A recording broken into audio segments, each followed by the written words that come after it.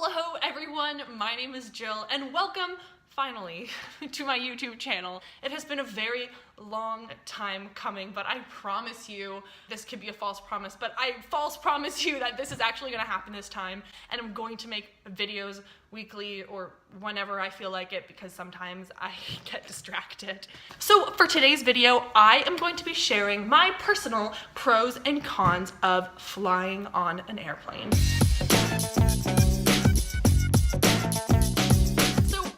Flying pro. Seriously, I have been flying since the womb. I'm not kidding. My mom took me on a cruise to Jamaica when I wasn't even born. Airports relax me because they are forced relaxation.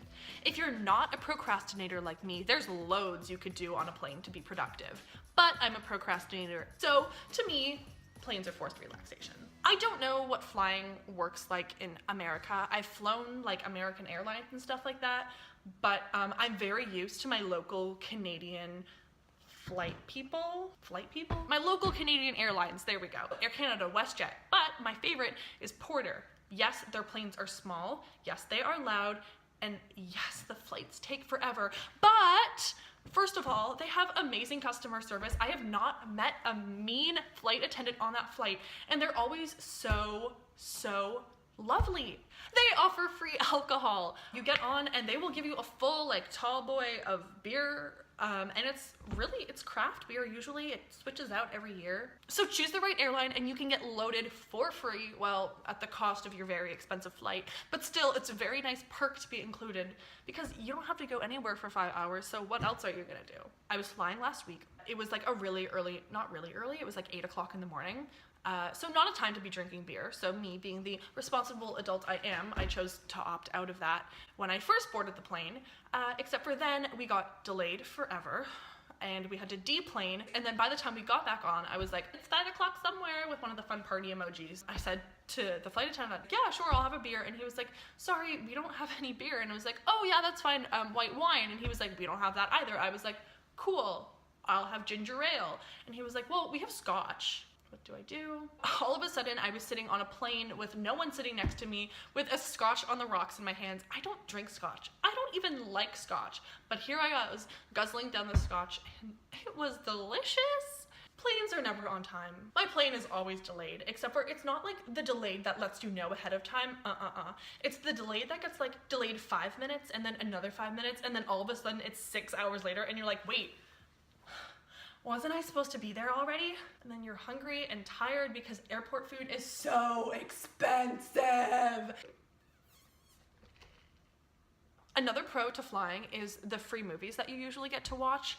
I am really bad for saying that I'm gonna go see a movie, I can't wait to go see this movie. All of a sudden it's out of theaters. It happened with me with Black Panther, it happened with me with Get Out, every single one of the Harry Potter movies. I just never got around to seeing any of them. So when you're on a flight, it's really lovely because they usually have the most recent blockbusters uploaded onto their movie thing. So if you're on a flight for like 13 hours, you can just watch them all and feel a little bit more cultured again because now you know all of the Oscar nominations. This one time, me and my friend were flying on a flight and we had the whole row to ourselves. So we set up each of the TVs on back of the screen to be playing Get Out at the exact same time in unison. Obscure looks from the flight attendants, but who cares? If I've noticed anything about being Canadian over my years of being Canadian, which is my whole life, they love to chat. They love it. They love talking, which is awesome. I love talking.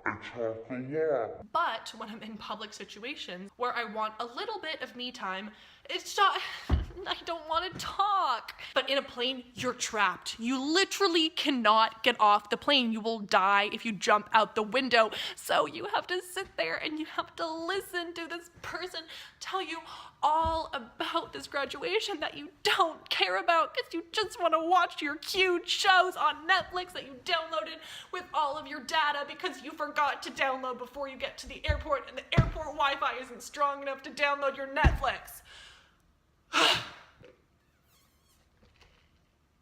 Now, by the end of it, it really sounds that I really hate flying, which is not the truth. I actually love it quite a lot.